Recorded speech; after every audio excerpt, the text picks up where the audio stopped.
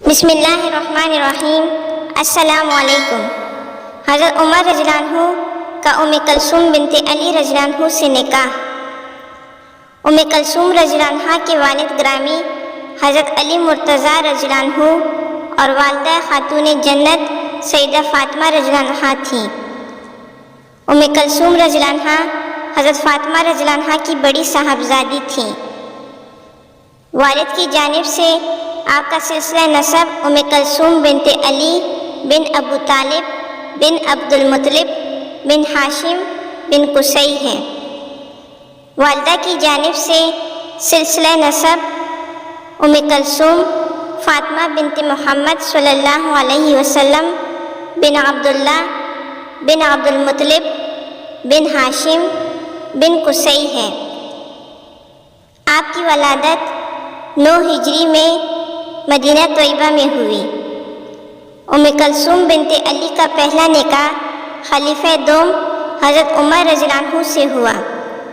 حضرت ام کلثوم رضی اللہ عنہ کی عمر ابھی کم ہی تھی کہ حضرت عمر رضی اللہ عنہ نے حضرت علی رضی اللہ عنہ کے یہاں رشتے کے لیے پیغام بھیج دیا۔ اس پر حضرت علی رضی اللہ عنہ نے جواب دیا کہ ام کلثوم رضی اللہ عنہ ابھی کم عمر ہے، شادی کے قابل نہیں ہے۔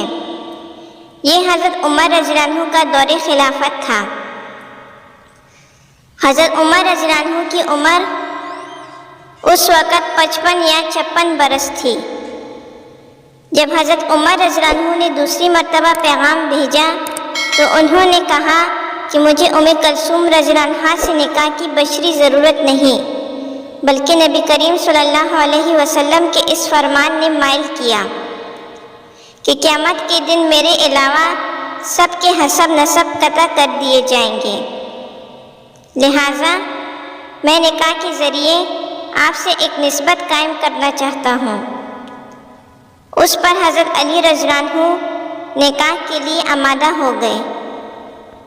سیدنا ثعلبہ بن مالک رضی اللہ عنہ سے روایت ہے کہ عمر بن خطاب رضی اللہ عنہ نے مدینے کی عورتوں میں چادریں تقسیم کی تو ایک عمدہ چادر بچ گئی۔